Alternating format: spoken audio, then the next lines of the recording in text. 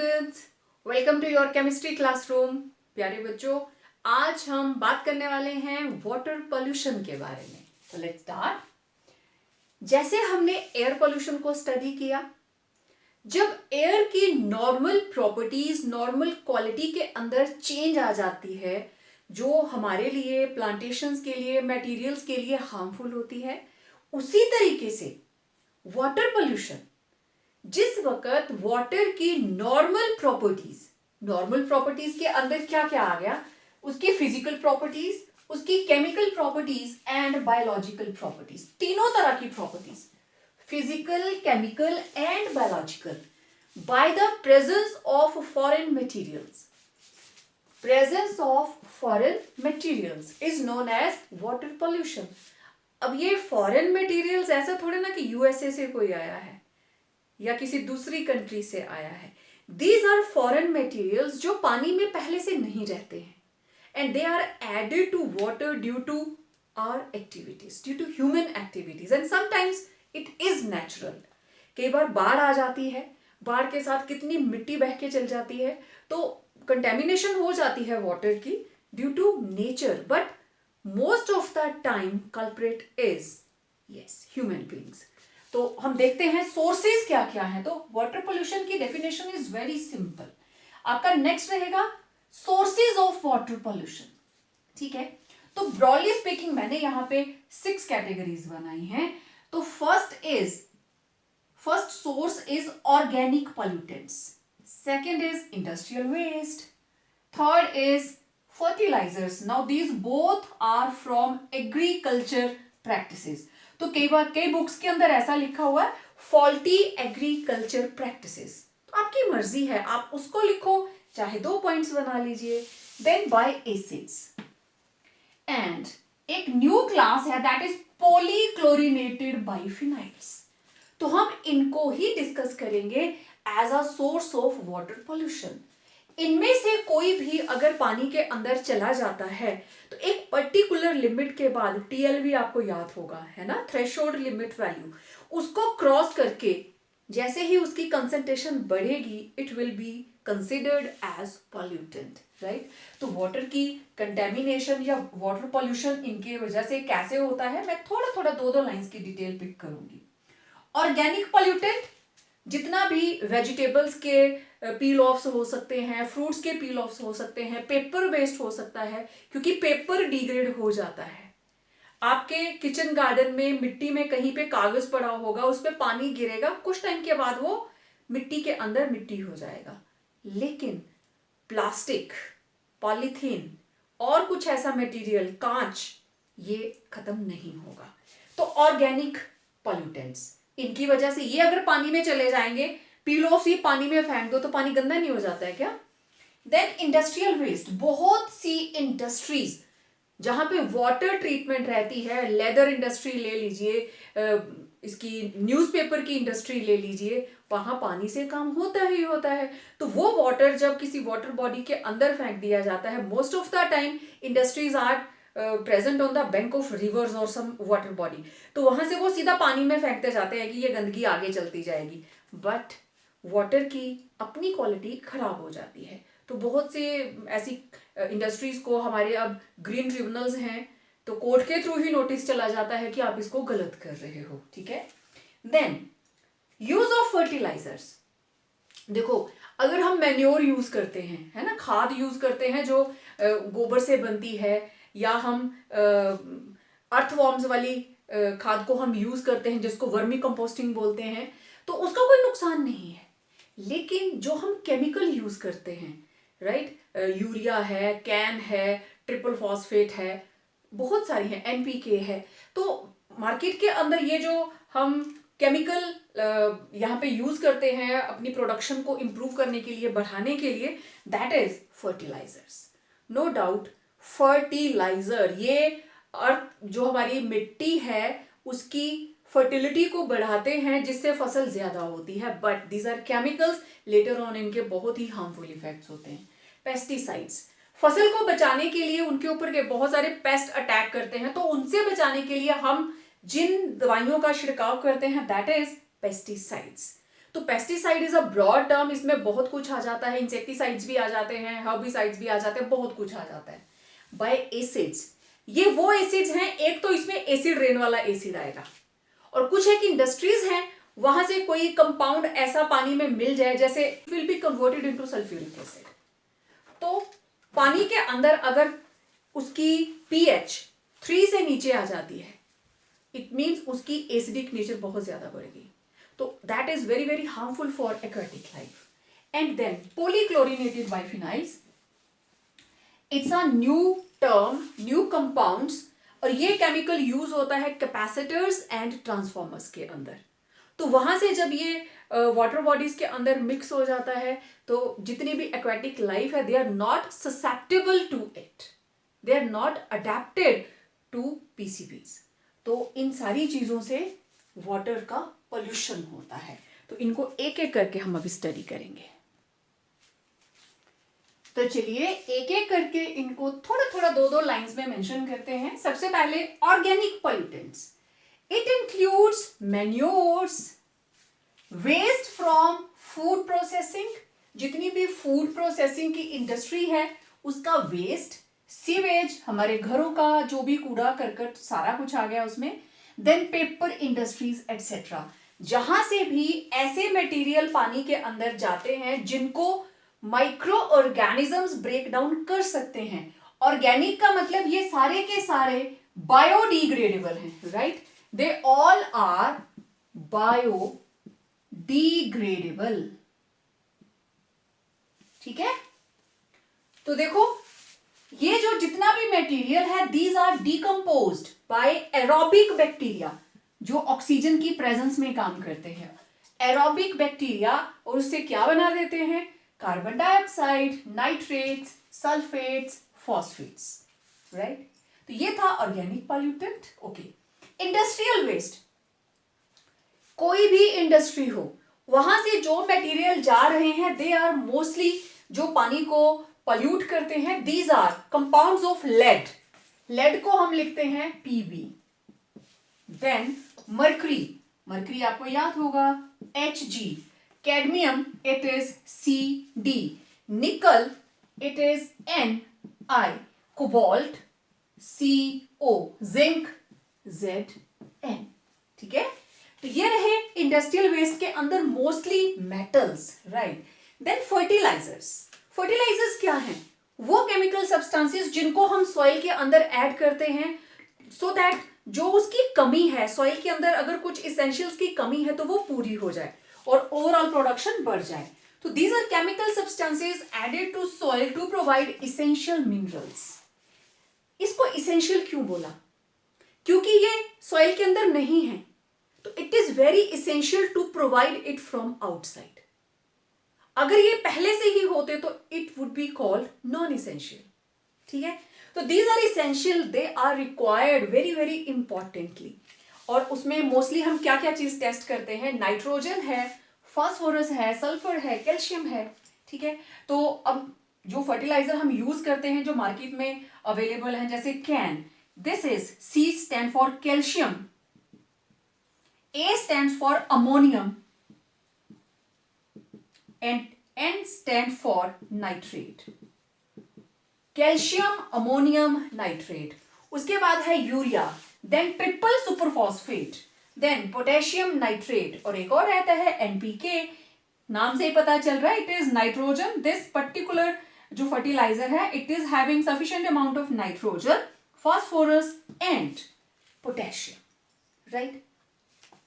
Nowadays हमारा जो agriculture department है, हॉर्टिकल्चर डिपार्टमेंट है, आप चाहते हैं कि पता नहीं लग रहा कि यहाँ पे हम कौन सा प्लांट लगाएं या कौन सी वेजिटेबल लगाएं, क्योंकि कोई वेजिटेबल हम लगाते हैं तो वो फुली ग्रो ही नहीं करती, उसका साइज प्रॉपर नहीं होता, साइज है तो उसको फ्रूट प्रॉपर नहीं लगता। ठीक है, तो आपने देखा होगा कुछ एक प्लांट्स है जो गर्म इलाकों में ही लगते हैं, कुछ एक प्लांट्स हैं जो सर्दी वाले इलाकों में ही लगते हैं। ठीक है, अब कुछ एक प्लांट्स ऐसे आ गए, आपका अपना एरिया इतना ठंडा नहीं होता लेकिन यहाँ लोकल लोगों ने एप्पल के प्लांट्स ग्रो करवा दिए, दैट इज हाइब्रिड। ठीक है, मतलब ऐसे प्लांट्स बना दिए हैं एप्पल के कि वो इस एरिया में भी ग्रो कर रहे हैं। They are growing in this area also. तो डेवलपमेंट होती रहती है, क्योंकि जो इसेंशियल्स प्लांट को चाहिए वो प्रोवाइड करवा दिए जाएं। तो क्या किया जाता है, आप अपने जो भी खेत है, जो भी आपकी जमीन है, उसकी मिट्टी आप एग्रीकल्चर डिपार्टमेंट को देते हो कि हमें ये सॉइल टेस्ट करवानी है। सॉइल टेस्ट करवाने का मतलब इसमें कौन कौन से मिनरल्स हैं, और ये मिनरल्स कौन सी वेजिटेबल, फ्रूट, या मैं ओवरऑल बोलूं तो किस क्रॉप को ज्यादा सपोर्ट करते हैं। तो फिर एग्रीकल्चरिस्ट जो है वो हमें एडवाइस देते हैं कि भाई आपकी जो सॉइल है उसमें ये वाले कंपोनेंट बहुत अच्छे हैं, तो आप ये वाली क्रॉप लगाएंगे तो that will be much much beneficial. ठीक है, तो आपके आसपास जिन लोगों की जमीनें हैं उनको इस स्कीम का फायदा उठाना चाहिए। Go for lab testing of your soil. अपने खेत से थोड़ा सा सैंपल उठाइए जगह जगह से, और आपको टेस्ट करवाने के बाद बहुत अच्छी सजेशंस आएंगी कि आप यहाँ पे कौन सी फसल लगा सकते हैं। ठीक है, अब देखते हैं बाकी के सोर्सेस। Next is pesticides. तो मैंने आपको बताया था pesticide is a broad term and it includes insecticides, herbicides, rodenticides. हर तरह की कोई भी प्रॉब्लम जो क्रॉप को हो सकती है that is covered under pesticides. अब मैं इसमें अगर इंसेक्टिसाइड की बात करूं तो वो केमिकल स्प्रे जिससे इंसेक्ट मरेंगे, जो फसल को खराब करते हैं, सारे के सारे इंसेक्ट, कीड़े मकोड़े। Then herbicides. हर्बिसाइड्स मतलब जितना भी घास वगैरह उगाता है अननेसेसरली क्रॉप के साथ, वो इंटरफेयर करता है, लैंड की फर्टिलिटी को डिस्ट्रॉय करता है, क्योंकि वो फर्टिलिटी तो हमारी क्रॉप को चाहिए, लेकिन वो उसके साथ कंपीट करता है। It competes with the crop for those essential elements. तो उसको हटाने के लिए हम हर्बिसाइड यूज करते हैं। तो उसका स्प्रे होगा तो जो घास वगैरह है वो सारी खराब हो जाती है, खत्म हो जाती है। रोडेंटिसाइड्स। रोडेंट्स क्या होते हैं? रोडेंट्स वो छोटे छोटे एनिमल्स, मैं उसको कह दूं रेप्टाइल्स, एनिमल्स होते हैं जो रात को निकलते हैं। रोडेंट्स जो रात को अटैक करते हैं, तो उसके अंदर सब कुछ आ जाता है। शुशुंदर आ जाता है, चूहे आ जाते हैं, खरगोश को भी हम उसमें ले सकते हैं। Though they are mammals but rodents की तरह काम करते हैं, फसल को खराब करते हैं। तो इसके अंदर आ जाते हैं माइस, ठीक है, रैट्स, शुशुंदर, चूहे, सारे के सारे रोडेंट्स जो रात को अटैक करते हैं। ठीक है, तो इन सबको भगाने के लिए हम जिन केमिकल्स का यूज करते हैं दैट इज ओवरऑल हम उसको बोल देते हैं पेस्टिसाइड्स। तो ये मोस्टली है क्या?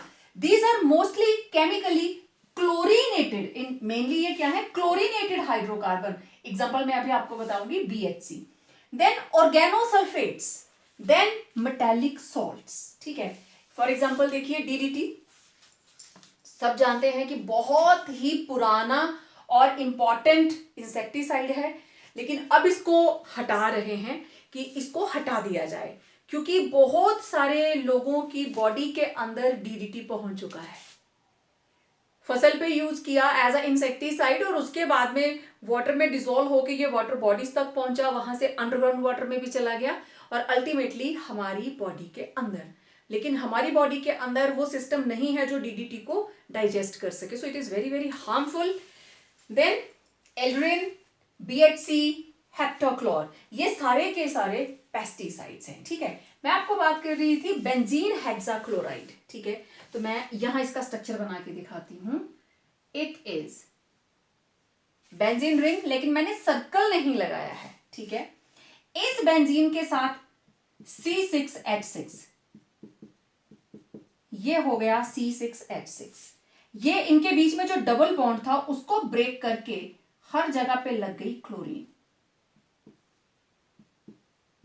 तो अब आप देखो, हर पॉइंट के ऊपर 4 कॉर्नर हैं, 1 2 3 4, हर कार्बन की वैलेंसी 4 कंप्लीट हो रही है। तो इसका फॉर्मूला क्या बनेगा? C6H6Cl6। तो it is in the market known as 666 और it is known as गैमेक्सेन।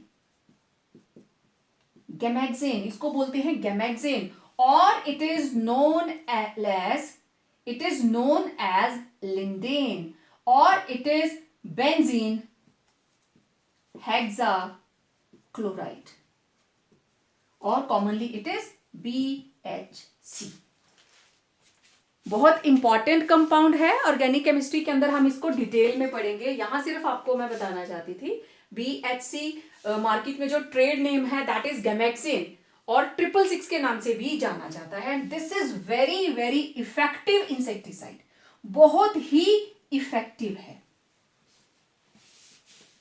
Okay, now next is, जितने भी ये पेस्टिसाइड्स हैं they dissolve in water and polluted, और ये दोनों के लिए, प्लांट्स के लिए भी हार्मफुल हैं और एनिमल्स के लिए भी, ठीक है।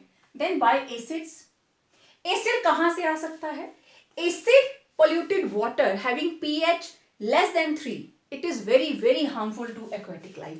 अगर वाटर बॉडी का pH 3 से नीचे आ जाता है तो एक्वाटिक लाइफ उसमें सरवाइव नहीं कर पाएगी। तो rain water having proportions of acids, जिसको हम पर्टिकुलरली क्या बोलते हैं? Acid rain. वो रेन वाटर जिसके अंदर एसिड है, it mixes with fresh water, sea water and polluted, right. Then industrial waste also adds acids to water. ये है मेरे पास FeS2, इसको बोलते हैं iron pyrites. This is iron pyrites. ये स्लोली कन्वर्ट हो जाता है सल्फ्यूरिक एसिड में। तो इस तरीके से पेस्टिसाइड्स एंड एसिड्स, एसिड चाहे एसिड रेन से हो चाहे किसी इंडस्ट्री से वाटर को पोल्यूट करते हैं। Next is polychlorinated biphenyls, PCBs. Now these are recently formed compounds which are used as fluids. मैंने पहले भी बताया, in transformers and capacitors. और ये एटमॉस्फेयर में एज वेपर रिलीज होते हैं, they are released as vapours in atmosphere.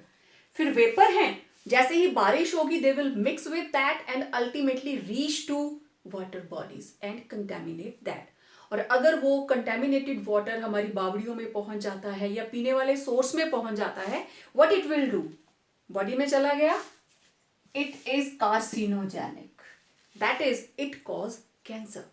तो it is very very harmful. अच्छा, मैंने पहले भी आपको बताया प्रीवियस लेक्चर के अंदर, जितने भी हमारे पास पॉलीन्यूक्लियर हाइड्रोकार्बन्स है दे आर कार्सिनोजेनिक, बताए थे ना। 2 बेंजीन रिंग्स को जोड़ा था, 3 को जोड़ा था, तो दीज आर बाइफिनाइल्स, ठीक है। तो बाइफिनाइल्स, ये तो 2 बेंजीन रिंग्स आपस में जुड़ गई। अब देखो, ये है बेंजीन, इसका एक बॉन्ड मैंने खाली छोड़ दिया तो ये बन गया C6H5, this is known as phenyl group. Same इसी तरीके से एक और ग्रुप मैंने बना दिया, दिस इज अगेन एक बॉन्ड इसका खाली है तो it is C6H5, it is also phenyl. तो दोनों फिनाइल जब आपस में जुड़ जाएंगे it will form biphenyl, right. 2 phenyl जुड़ गए तो 2 फिनाइल इस तरीके से जुड़ गए, ये बॉन्ड बन गया इनके बीच में, ठीक है। तो दिस इज बाइफिनाइल। अब दिस इज पॉलीक्लोरिनेटेड, मतलब क्लोरीन जो है वो एक जगह पे नहीं लगी है, it may be like this, it may be like this, ठीक है। किसी भी तरीके से क्लोरीनेशन इस तरीके से, ये ऐसे भी हो सकता है, ये ऐसे भी हो सकता है, कोई भी जरूरी नहीं यही एक होगा। पॉलीक्लोरिनेटेड, एक से ज्यादा क्लोरीन एटम्स इस बाइफिनाइल के अंदर लगी होंगी, राइट। तो ये थे PCBs, ठीक है। अब हम एक बहुत इंपॉर्टेंट बात करेंगे, that is biological oxidation demand and chemical oxygen demand. Very very important, BOD and COD. BOD means biological oxygen demand, and what is COD? This is chemical oxygen demand. देखिए, पानी के अंदर हर तरह की कंटेमिनेशन हो सकती है, मे बी ऑर्गेनिक मैटर और केमिकल सब्सटेंसेस। पानी के अंदर कोई ऑर्गेनिक कंपाउंड चला गया तो पानी के अंदर रहने वाले एरोबिक बैक्टीरिया जो ऑक्सीजन की प्रेजेंस में डिग्रेडेशन करते हैं बायोडिग्रेडेबल सब्सटेंसेस की, तो वो क्या करते हैं, उस ऑर्गेनिक मैटर को तोड़ देते हैं, that is actually food for them, तो वो उसकी ऑक्सीडेशन कर देते हैं, ठीक है। तो ये ऑक्सीजन कहाँ पे है, जो पानी में घुली हुई है, ऑलरेडी प्रेजेंट इन वाटर। तो ये जो बाहर से ऑर्गेनिक मैटर पानी के अंदर गया उसको तोड़ देता है, और तोड़ के अल्टीमेटली क्या बनाएगा, कार्बन डाइऑक्साइड बनाएगा, नाइट्रेट्स बनाएगा या सल्फेट्स बनाएगा, ठीक है। ऑर्गेनिक मैटर से यही चीजें बनेंगी, सबसे ज्यादा कार्बन डाइऑक्साइड बनती है, राइट। तो अब कितनी ऑक्सीजन लगी पानी के अंदर, कितनी कंटेमिनेशन थी, कितनी ऑक्सीजन लगी, it will decide biological oxidation demand as well as chemical oxidation demand. मान लीजिए कि 5 दिन तक हमने एक पानी का सैंपल रखा फॉर 5 days, क्योंकि इसको ऐसे ही स्टैंडर्डाइज किया जाता है बीओडी सीओडी को चेक करने के लिए। उसके अंदर हमने कोई बायोडिग्रेडेबल मटेरियल डाल दिया, पानी का टेम्परेचर 20 डिग्री सेल्सियस फिक्स कर दिया, फिर हमने ये देखा कितनी ऑक्सीजन हमें सप्लाई करनी पड़ी कि 5 दिन के अंदर अंदर वो पानी बिल्कुल पीने लायक हो जाए। उसको जो हमने कंटेमिनेट किया था वो कंटेमिनेशन खत्म हो गई ऑक्सीजन ऐड करने पर, क्योंकि उस ऑक्सीजन को एरोबिक बैक्टीरियाज ने यूज किया और वाटर को साफ कर दिया। That will be known as biological oxygen demand. कितनी ऑक्सीजन लगी, और ये बहुत स्मॉल अमाउंट होता है इन मिलीग्राम्स। तो इसकी डेफिनेशन से आपको बहुत सी चीजें क्लियर होंगी। It is amount of oxygen in milligrams dissolved in water already present, need to break down organic matter present in water for 5 days at 20 degree Celsius by aerobic bacteria। क्योंकि oxygen demand है, it will be done by, this work is done by aerobic bacteria, right? तो generally हम formula क्या लगाते हैं, number of milligrams of oxygen और sample कितना लिया, कितने सैंपल को 1 लीटर को करने के लिए कितनी लगी, तो उसको फिर हम पार्ट्स पर मिलियन में ले लेते हैं, ठीक है। मतलब आपने 1000 का निकाल लिया, फिर आप उसको पार्ट्स पर मिलियन में निकाल लोगे, यहां जो भी वैल्यू आएगी that is converted into parts per million. Same इसी तरीके से पानी के अंदर कुछ केमिकल कंपाउंड्स चले गए, उन केमिकल कंपाउंड्स को ब्रेक डाउन करके सल्फाइड्स में कन्वर्ट किया जा सकता है, या अदर कंपाउंड्स के अंदर H2S बनाई जा सकती है। तो इनको दूसरे कंपाउंड्स में कन्वर्ट करना है और पानी को फिर से पीने लायक बनाना है, मतलब उसकी सीओडी हम जज कर सकते हैं। जिसकी बीओडी सीओडी ज्यादा मीन्स वो पानी ज्यादा कंटेमिनेटेड है, ठीक है। तो जैसे हमारे पास ऑर्गेनिक मैटर था, उसकी ब्रेकडाउन देखी, उसी तरीके से amount of oxygen in milligrams dissolved in water need to break down certain chemical compounds present in water for 5 days at 20 degree Celsius by aerobic bacteria. Mind it, this is aerobic bacteria, क्योंकि oxygen demand है, anaerobic bacteria नहीं। यहां पे दोनों ही aerobic bacteria होंगे, ठीक। तो इसका भी जो फॉर्मूला है that is COD, it will B number of milligrams of oxygen needed upon number of liters of sample, ठीक है। तो ये दोनों ही बिल्कुल सेम डेफिनेशन रहती है, फर्क सिर्फ होता है ऑर्गेनिक और केमिकल का। जो बात ध्यान में रखने वाली है, वेरी इंपॉर्टेंट, देखिए, oxygen dissolved in water carries out, इनकी अब बात खत्म हो गई, वाटर, चलो हम इसको ऐसे अलग से लिख लेते हैं, very important line, oxygen dissolve in water carries out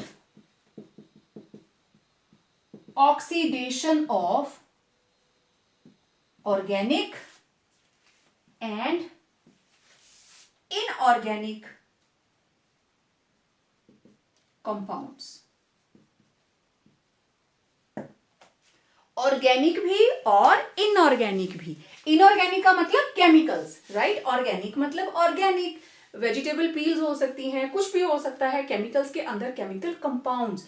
इसीलिए ये ऑक्सीजन डिमांड है, क्योंकि ऑक्सीजन ही केमिकल कंपाउंड्स की भी ऑक्सीडेशन करेगी, ऑक्सीजन ही ऑर्गेनिक मैटर की भी ऑक्सीडेशन करेगी। तो जितनी दोनों की वैल्यू हाई होगी, सीओडी ज्यादा है मतलब वाटर ज्यादा पॉल्यूटेड है, राइट। बीओडी ज्यादा है मींस वाटर ज्यादा पॉल्यूटेड है, ठीक है। अभी मैं बात करने वाली हूं कि जो पीने वाला पानी है, फ्रेश वाटर है, उसकी बीओडी कितनी होनी चाहिए, उसको एक अलग क्वेश्चन फॉर्म में लिखते हैं, ठीक है। देन आई होप आपको समझ आ गया होगा बीओडी क्या है, सीओडी क्या है। इसकी वैल्यू को देखकर ही आप बता सकते हो कि वाटर कम कंटेमिनेटेड है या ज्यादा, क्योंकि जितना ज्यादा पोल्यूटेड होगा ऑक्सीजन उतनी ही ज्यादा लगेगी, जितने ज्यादा केमिकल डिसॉल्व होंगे ऑक्सीजन उतनी ही ज्यादा लगेगी। तो larger is the value of BOD और COD, that means more is pollution of water, ठीक है।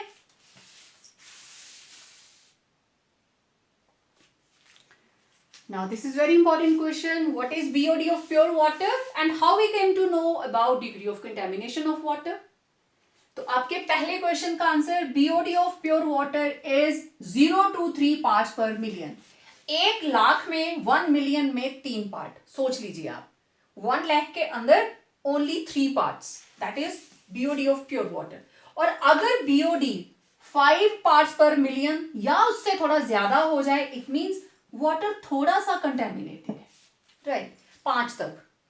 हायर वैल्यू ऑफ BOD, जितनी ज्यादा higher value means more will be the extent of organic waste in water, क्योंकि हम BOD की बात कर रहे हैं तो it will show the quantity of organic waste in water, it means more will be contamination of water. अब example देखिए, BOD near a factory is found to be 1000 parts per million, मतलब 10⁻⁶ के अंदर 1 मिलियन के अंदर 1000 parts हैं, बहुत ज्यादा है। तो वहां का तो पानी शक्ल से ही दिख जाएगा, गंदा सा होगा, ऑयली सा होगा, स्टिंगी होगा, स्मेल आ रही होगी। तो that is it defines highly contamination of water. तो जितनी ज्यादा BOD ज्यादा, वाटर की कंटेमिनेशन विद ऑर्गेनिक वेस्ट उतनी ही ज्यादा। And similar is COD, same case COD का, जितनी ज्यादा वैल्यू उतनी ज्यादा कंटेमिनेशन। तो ये बहुत ही इंपॉर्टेंट था concept of BOD and COD। Now 2 very important questions. What are aerobic and anaerobic bacteria? No doubt मैंने आपको पहले बताया, बट कई बार कुछ बच्चे सुन के भूल जाते हैं, so I have written on board aerobic and anaerobic. Aerobic means जो ऑक्सीजन चाहते हैं, जिनको ऑक्सीजन चाहिए। These bacteria carry out decomposition of organic waste in the presence of oxygen. और इससे बनता क्या है? Carbon dioxide, nitrates and sulphates, right. और जो एनारोबिक है, they do not need oxygen for decomposition of organic matter, they carry out decomposition of organic waste in absence of oxygen. तो ये कुछ टॉक्सिक गैसेस बनाते हैं, कार्बन डाइऑक्साइड नहीं बनाते, नाइट्रेट नहीं बनाते, सल्फेट नहीं बनाते। दे प्रोड्यूस NH3, और आपको पता है NH3 को क्या बोलते हैं? This is ammonia, ammonia gas. H2S, this is hydrogen sulphide, hydrogen sulphide gas. PH3, this is phosphine, PHOSPHINE, phosphine. और इसको तो आप पहचानते हो, दिस इज मीथेन, ठीक है। तो ये थे aerobic and anaerobic bacteria. Then ये एक क्वेश्चन था, व्हाट आर पेस्टिसाइड्स? उनको क्लासिफाई कीजिए। तो पेस्टिसाइड्स वो केमिकल सब्सटेंसेस हैं which are used to kill pests. अब ये पेस्ट्स के अंदर हम किस किस चीज को कवर करते हैं, देखिए। नंबर 1, इंसेक्टिसाइड्स, इंसेक्टिसाइड वो विच डिस्ट्रॉय इंसेक्ट्स, ठीक है। हर्बिसाइड्स, हर्बिसाइड्स वो विच डिस्ट्रॉय वीड्स, खरपतवार जो एडिशनल एक्स्ट्रा घास वगैरह उगाती है क्रॉप के साथ।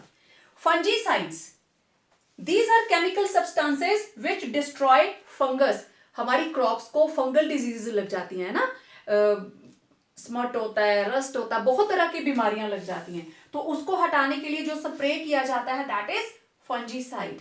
रोडेंटिसाइड्स, मैंने आपको बताया था रोडेंट्स वो एनिमल्स होते हैं जो रात को अटैक करते हैं, they attack at night time. तो उसमें रैट्स आ जाते हैं जिसको आप चूहे बोलते हो, माइस आ जाते हैं जिसको आप शुशुंदर बोलते हो, देन रैबिट्स, मैंने बताया था ना रैबिट्स, ये भी रात को अटैक करते हैं और फसल को तबाह कर देते हैं। आपने बड़े सारे कार्टून्स देखे होंगे, है ना, ऊपर वो कैरेट्स लगाए होते हैं और नीचे से रैबिट सारी कैरेट्स खींच के ले जाता है।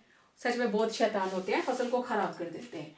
तो ये थे कुछ important question. Now we are shifting to soil pollution. Next type of pollution is soil pollution, like air pollution and water pollution. जब soil की normal properties alter हो जाएंगी, उसके ऊपर adverse alternation होगी, it means soil की normal property change होगी. So it is, what is soil pollution? It is adverse alternation. Adverse alternation किसमें? In properties of soil.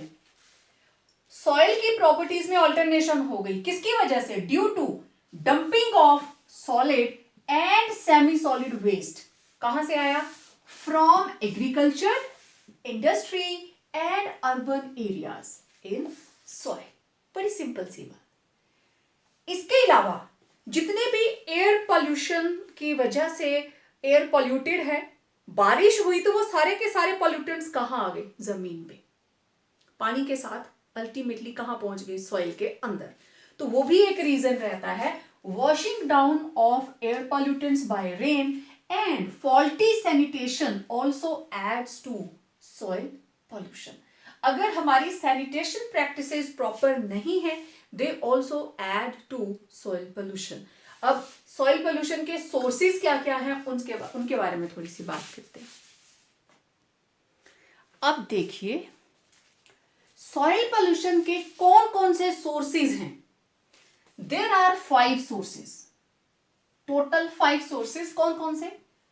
एक है फॉल्टी एग्रीकल्चरल प्रैक्टिसेस, दूसरा है इंडस्ट्रियल वेस्ट, तीसरा है अर्बन वेस्ट, चौथा है faulty sanitation and fifth is radio active materials.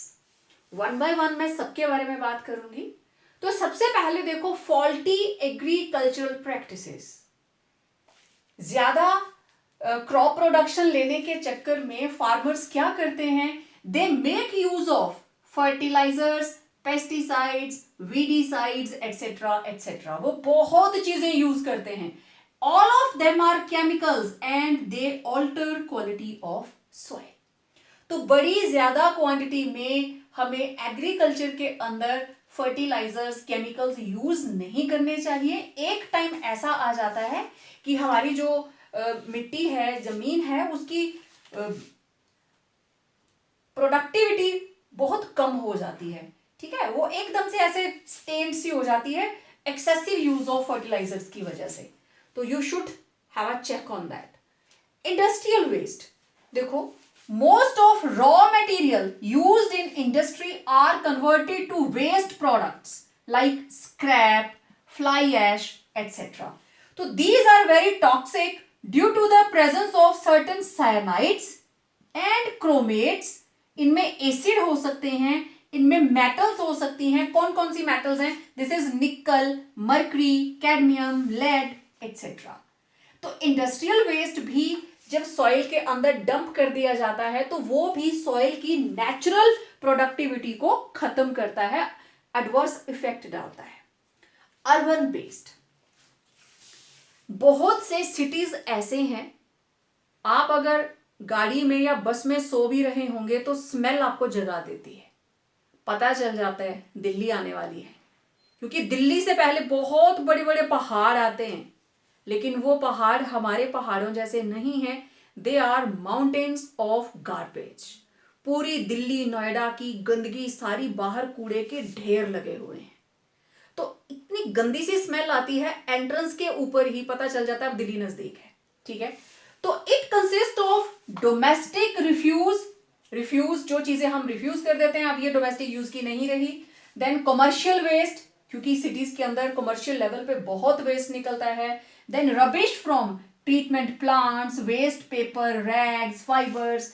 तो शहरों के अंदर जितनी गंदगी आप नोटिस कर सकते हो, किसी भी सिटी में आप चले जाओ, बहुत ज्यादा गंदगी देखने को मिलती है, then they lead to pollution like foul smell, मैंने आपको पहले बताया, एंड वो जो कूड़े के ढेर हैं they are very good breeding site for flies, मक्खियां भिन भिना रही होती हैं, मक्खियों के तो मजे लगे हुए, पार्टी चल रही होती है उनकी, then for mosquitoes, mice, rats, उनको खाने को भी खूब मिल रहा है वहां पे, तो उनकी ब्रीडिंग भी प्रॉपर होगी, पॉपुलेशन खूब बढ़ती जाएगी, और अल्टीमेटली किसको तंग करेगी, वापस सिटी वाले लोगों को जाके, या फिर आसपास अगर उसके क्रॉप्स हैं, खेत हैं, तो क्वाइट ऑब्वियस ये जो रोडेंट्स हैं, माइस एंड रैट्स एटसेट्रा, ठीक है, माइट्स हैं, रैट्स हैं एटसेट्रा, अल्टीमेटली ये फिर क्या करेंगे, जाके फसल को खराब करेंगे। तो मैं सिर्फ सोर्सेज की बात कर रही हूं, तो ये जो अर्बन वेस्ट है सॉइल को तो खराब कर ही रहा है, जिस जगह के ऊपर वो कूड़े के ढेर लगा दिए उसकी प्रोडक्टिविटी तो खत्म कर दी ना।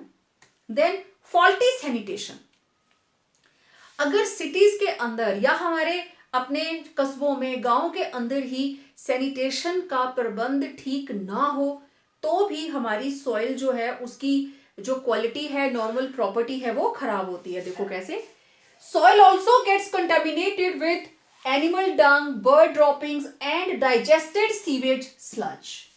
These contain number of pathogens, देखो जो भी वेस्ट रहता है, सैनिटेशन का जो वेस्ट होता है उसमें कितने पैथोजेंस होते हैं, और वो पैथोजेंस अल्टीमेटली किसके ऊपर इफेक्ट डालेंगे, ह्यूमन बींग्स के अंदर, या फिर हमने जो घरों में पशु रखे हैं उनके ऊपर, विच infect human beings and also domestic cattle, and these are responsible for spread of number of disease, specially ये जो फॉल्टी सैनिटेशन प्रैक्टिसेस हैं इसकी वजह से प्लेग फैलता है, हैजा फैलता है, डाइसेंट्रीज लग जाती हैं लोगों को। तो बी वेरी श्योर कि अगर आप इसमें कुछ कंट्रीब्यूट कर सकते हैं, you should have a check on sanitation practices. Now we are left with only one, that is radioactive material. इसको मैं नेक्स्ट उसमें करती हूँ, नेक्स्ट स्लाइड के अंदर, तो आप लोग स्क्रीनशॉट लीजिए सो दैट मैं आगे मूव ऑन करूं। Now this is radioactive materials, the fifth source of soil pollution.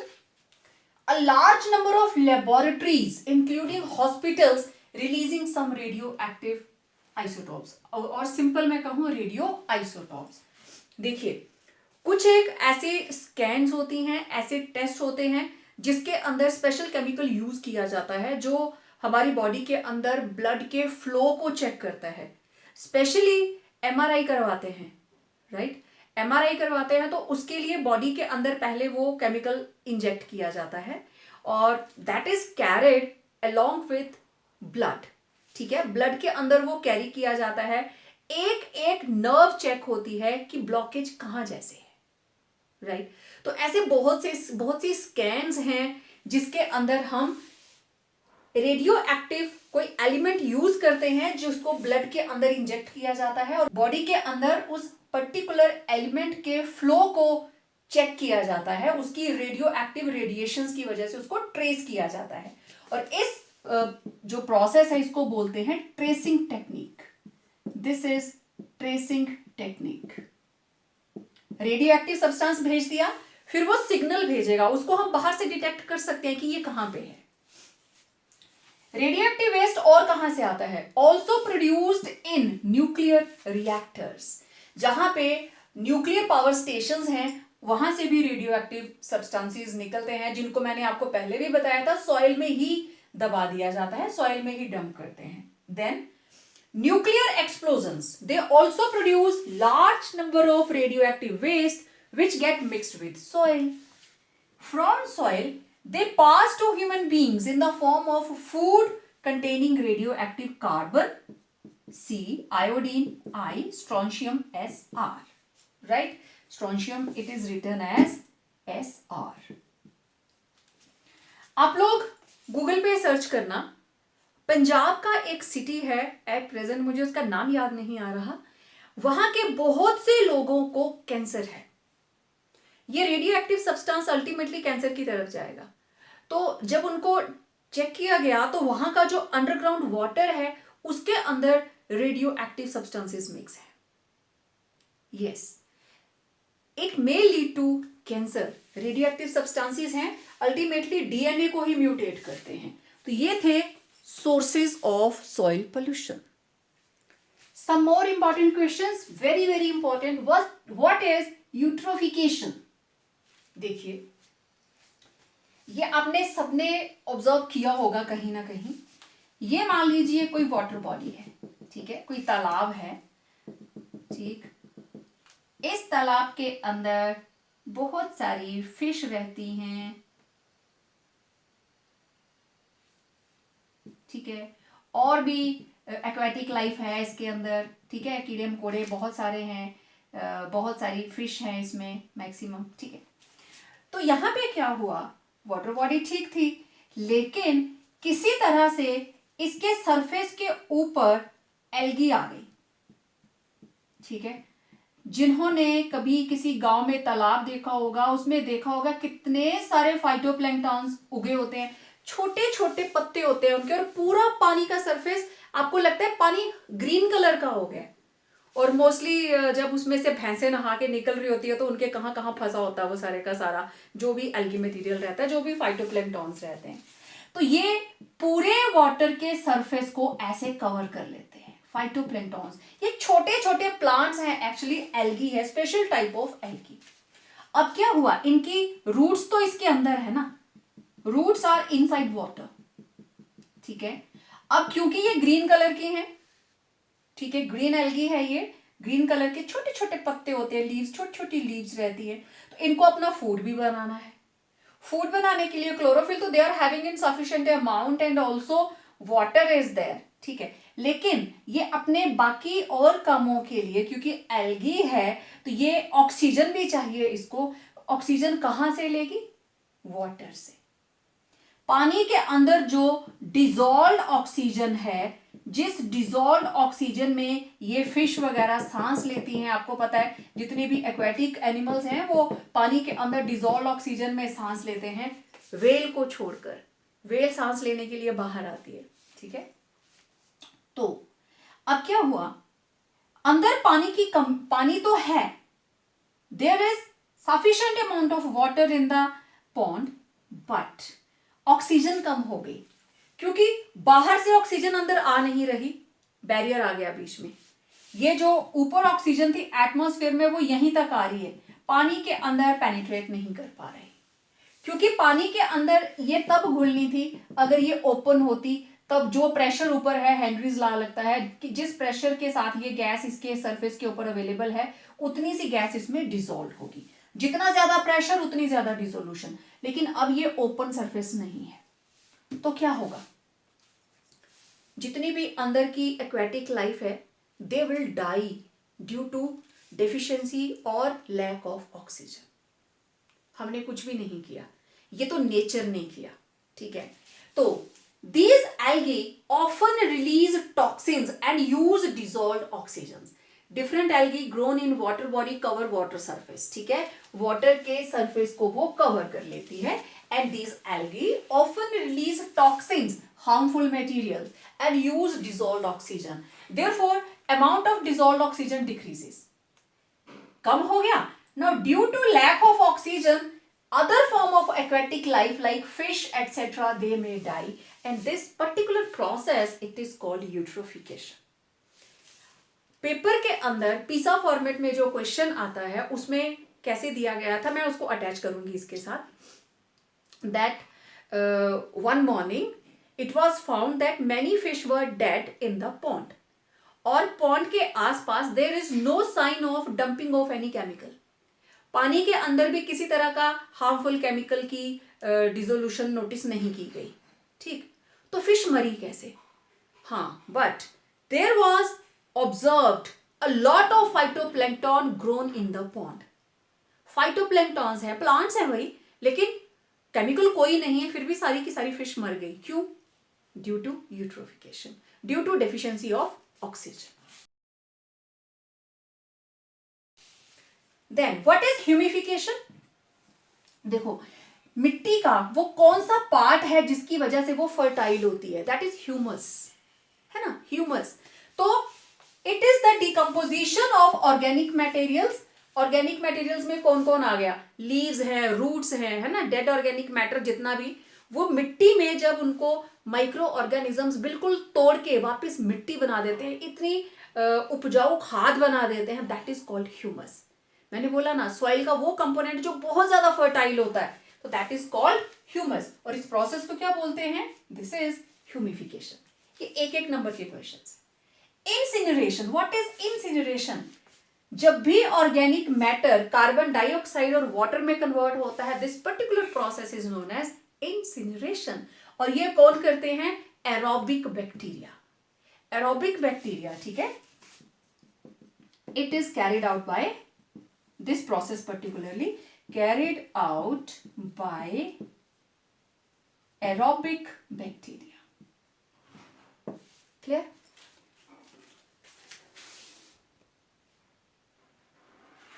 Last topic of this chapter, what is green chemistry? Chemistry notes written with green ink is known as green chemistry. नहीं, green chemistry का मतलब chemical reactions तो होंगी, लेकिन हमें ऐसे substances बनाने हैं जिनको बनाने के लिए ना तो हम टॉक्सिक केमिकल्स यूज करें, ना हम रिएक्शन के बाद बनने वाला जो प्रोडक्ट है वो टॉक्सिक बनाएं कि उससे हमारे एनवायरनमेंट को कोई नुकसान हो। तो आप देखिए, green chemistry means to produce such chemicals or products in our daily requirements which decreases the production as well as use of harmful substances. It means to use environment friendly reagents. जैसे solar object use कर लीजिए, आप sunlight को use कीजिए, microwaves को use कीजिए, sound waves को use कीजिए। दाल बनाने से पहले अगर आप सारा मटेरियल कुकर में डालकर 2 घंटे के लिए धूप में रहने देते हो, एक तो वो दाल थोड़ी गल जाएगी, दूसरा बहुत अच्छे से पकेगी, कम टाइम लगेगा, ठीक है, क्योंकि पानी पहले से ही वार्म होगा। Now it is defined as, definition अगर आप जानना चाहते हैं, the production of substances of daily use by chemical reactions which neither employ toxic chemicals, ना तो वो यूज करता है, nor release same to atmosphere without having any adverse effect on human beings and vegetations. तो this was green chemistry. अब देखते हैं इसका एम क्या है। Now what is M of green chemistry? Green chemistry का एम क्या है? एम वही रहेगा कि हर चीज इको फ्रेंडली होनी चाहिए, एनवायरमेंट के ऊपर किसी भी तरह का कोई एडवर्स इफेक्ट नहीं होना चाहिए, क्योंकि केमिस्ट्री की वजह से पहले ही बहुत सारे टॉक्सिक सब्सटेंसेस बन चुके हैं जो हमारे एनवायरनमेंट के लिए गले की फांस बन चुके हैं। पॉलीथीन, प्लास्टिक, इनको किस तरीके से डिग्रेड किया जाए, बहुत से तरीके लगाए जा रहे हैं, but we are unable to manage that. तो अब फर्दर जो भी डिस्कवरीज हो रही हैं, the main focus is to follow green chemistry. तो पहला इसका एम ये है to provide new routes for production of green chemicals. अब देखो यहाँ पे ग्रीन केमिकल्स का मतलब ये नहीं है कि उस केमिकल का कलर ग्रीन होगा। Green chemical means it should be eco friendly, environment के ऊपर कोई उसका एडवर्स इफेक्ट नहीं होना चाहिए, neither on human beings nor on vegetation and materials, right. To use renewable sources rather than non renewable. ये sources आप अच्छे से जानते हो, लाइक सनलाइट, मैं सीधा कहूं सोलर एनर्जी, सोलर कुकर हमारे पास रहती हैं, सोलर लाइट्स आपने अपने सराउंडिंग में, अपनी पंचायत में, अपने सिटीज के अंदर देखी होंगी। बहुत सारे जगहों पे अपने घरों की छत के ऊपर सोलर पैनल्स लगा के लोग अपने घर के लिए इलेक्ट्रिसिटी की प्रोडक्शन खुद कर रहे हैं। अगर आपको नूरपुर साइड जाने का मौका मिलता है तो मलकवाल के पास जो नर्सिंग इंस्टीट्यूट है, दूर से ही उनकी जो रूफ है वो दिख जाती है। पूरी रूफ के ऊपर सोलर पैनल्स लगे हुए हैं and they are converting that solar energy into electricity as well as they are making use of solar geysers, right. तो हम भी कर सकते हैं। तो जो हमारा डिपार्टमेंट है हिम ऊर्जा, वो बहुत हेल्प करता है, सब्सिडी देता है अगर आप अपने घर के ऊपर इसकी इंस्टॉलेशन करवाते हो। Then to use such raw materials, वो कहते हैं रॉ मटेरियल ही ऐसा यूज करो जिसका वेस्ट कम से कम हो। To use such raw materials which produce less waste to देखो वेस्टेज कम होगी तो फिर उस वेस्टेज की ट्रीटमेंट और डिस्पर्सल में हमें प्रॉब्लम नहीं होगी। डंपिंग कहाँ से आती है, पोल्यूशन कहाँ से आता है, जब वेस्ट होता है। तो भाई रॉ मटेरियल वो यूज करो ना जो वेस्ट हो ही ना, ठीक है। To avoid their treatment and disposal, then the use of starting materials, जहां से हमें केमिकल रिएक्शन स्टार्ट करना है, starting materials, reagents, solvents that cause less hazard. ऐसे केमिकल्स यूज करो जिससे ह्यूमन बींग्स को और उसके एनवायरमेंट को कम से कम हैजर्ड, नुकसान हो। तो it was aim of green chemistry. प्यारे बच्चों, मैंने वीडियो के अंदर आपसे बात की थी पीसा फॉर्मेट के क्वेश्चंस के बारे में। तो व्हाट इज़ पीसा? This is programme for international student assessment, और एवरी ईयर इसका पेपर होता है। इंडिया के स्टूडेंट्स भी उसमें पार्टिसिपेट करते हैं पूरे वर्ल्ड वाइड, और हमारे जो क्वेश्चन पेपर्स हैं उसके अंदर पीसा फॉर्मेट का क्वेश्चन आता है। तो इस क्वेश्चन के एक क्वेश्चन नहीं आता, रादर 3-4 क्वेश्चंस होते हैं। और आप अपने प्रीवियस ईयर्स के क्वेश्चन पेपर्स निकाल के देखना, जिन क्वेश्चंस के साथ जैसे question number late it B 14 ऐसे स्टार लगाया होता है, तो that accounts for that this question is from पीसा फॉर्मेट, राइट। तो इसमें क्या करते हैं, you will be given a paragraph, ठीक है। आपको एक पैराग्राफ दे दिया, ठीक है, 1 2 3 4 जितनी भी लाइंस का पैराग्राफ होगा। उसके बाद आपको दिए होंगे आंसर द फॉलोइंग क्वेश्चंस, ठीक। तो क्वेश्चन नंबर 1 होगा, 2 होगा, मैक्सिमम 2 क्वेश्चंस ही आते हैं। लेकिन बहुत सारे बच्चे इस पैराग्राफ को इंग्लिश की कॉम्प्रीहेंशन समझ लेते हैं कि कॉम्प्रीहेंशन करना है और इस क्वेश्चन का आंसर जो है वो इसी पैरा के अंदर होगा, बट ऐसा नहीं होता। अब मेरे पास जो बुक है, मैं आपको अभी एक एक करके क्वेश्चंस दिखाती हूँ कि किस तरीके से वो क्वेश्चंस आए हुए हैं, ठीक। ये देखिए, ये है मेरे पास क्वेश्चन, आप देख सकते हो, ये 2013 का है और साथ में लिखा है PISA बेस्ड, है ना। तो ये था, अब आप अच्छे से इसको पढ़ सकते हो। The major cause of environmental pollution is the rapid industrialisation, particularly the developments of those industries which either produce or use toxic chemicals. One way to protect our environment from chemical effluents and wastes is to use green chemistry. Answer the following on the basis of our paragraph. अब देखो, उसने paragraph में 3-4 लाइनें दे दी और बोला ये question का answer दो। What do you mean by green chemistry? इस पैरा में कहीं पे भी ग्रीन केमिस्ट्री की डेफिनेशन नहीं है। ये डेफिनेशन आपको जो मैंने पढ़ाया है उसमें बताया है। तो ये next question, basic aim of green chemistry, ये हमारा आई थिंक लेक्चर के लास्ट 2 क्वेश्चंस थे, राइट। तो उन्होंने इसके अंदर जस्ट आपको ग्रीन केमिस्ट्री का थोड़ा सा हिंट दिया, और पीसा फॉर्मेट में ऐसे ही क्वेश्चंस आते हैं, वो जस्ट आपके ब्रेन को थोड़ा सा प्रिक करते हैं, आपके आंसर से मिलती जुलती इन्फॉर्मेशन देंगे। फिर आपको रिकॉल करनी है वो बातें जो आपके टीचर्स ने आपको पढ़ाई होती हैं, जो आपने लिखी होती हैं। तो जस्ट आपको थोड़ा सा याद दिलाने के लिए कि ये किससे रिलेटेड है, तो आपको इसका आंसर अपने वर्ड्स में लिखना होता है, ठीक है। एक और क्वेश्चन देखिए, let's take a one more question.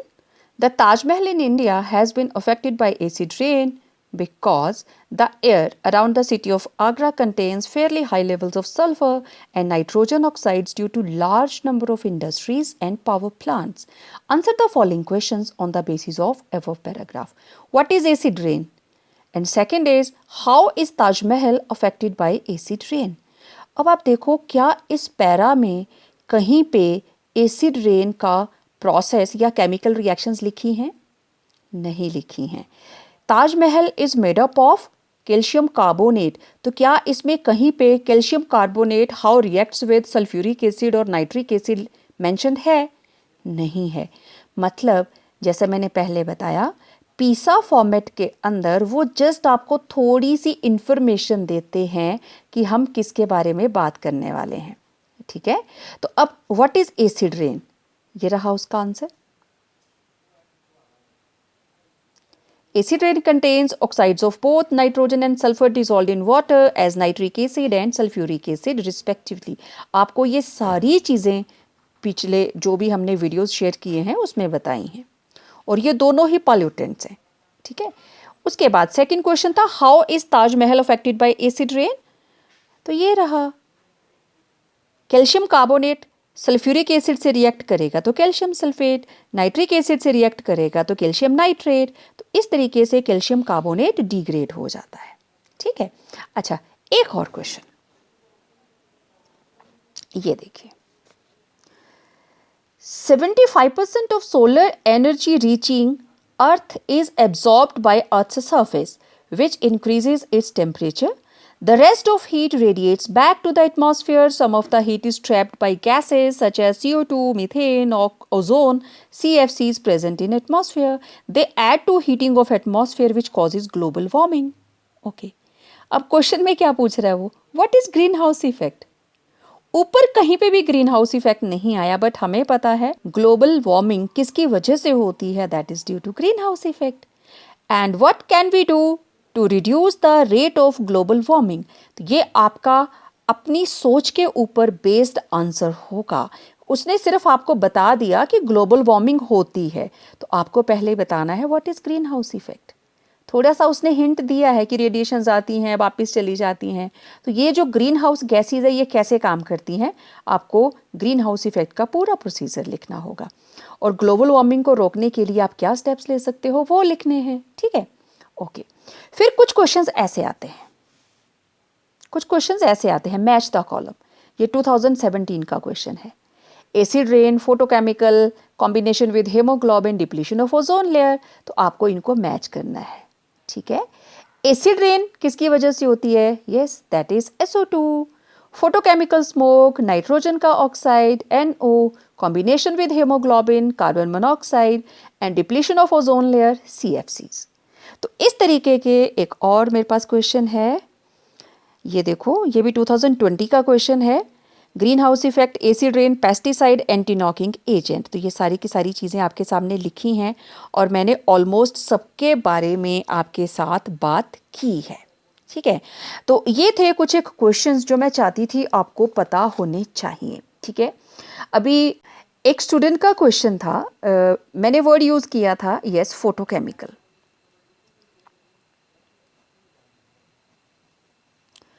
हमने यूज़ किया था photochemical smoke.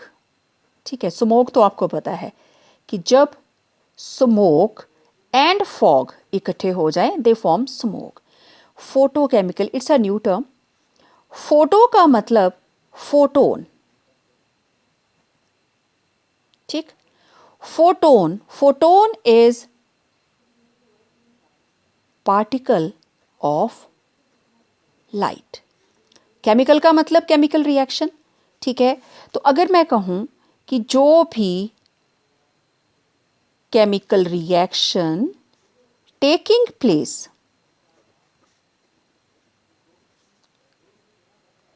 In the presence of light, उसे हम कहेंगे फोटोकेमिकल रिएक्शन। ठीक है, तो जो स्मोक लाइट की प्रेजेंस में बनेगी, that will be known as photochemical smoke. ठीक है, ओके। सबसे best example, carbon dioxide, water, chlorophyll, और ये बन जाता है C6H12O6 plus oxygen. Let it be balanced. क्या ये रिएक्शन हो जाएगा? बिल्कुल नहीं। जब तक आप यहाँ पे या तो H लिखते हैं, H मतलब पार्टिकल ऑफ लाइट, और यहाँ आप लिखोगे सनलाइट। तो दिस प्रोसेस फोटोसिंथेसिस, यस, आप सभी इसको जानते हो, दिस इज फोटोसिंथेसिस। ये प्रोसेस फोटोसिंथेसिस मतलब synthesis of glucose and oxygen in the presence of photon. नाम से ही पता चल जाता है, this is of compounds in the presence of light. तो आप समझ गए होंगे। It was all about green chemistry and aim of green chemistry. तो इस पूरे चैप्टर के अंदर आपने अलग अलग तरह के पोल्यूशंस के बारे में पढ़ा, उनके सोर्सेज के बारे में पढ़ा, उनके हार्मफुल इफेक्ट्स के बारे में पढ़ा। तो you must focus on such practices which lead to decrease in pollution and increase in green chemistry. So it was all about this chapter. जल्दी ही मिलेंगे एक और नए वीडियो के साथ, एक और नए चैप्टर के साथ। केमिस्ट्री को और अच्छे से जानेंगे, पहचानेंगे, उसके बारे में बात करेंगे। Till then, complete your notes, revise your chapter properly.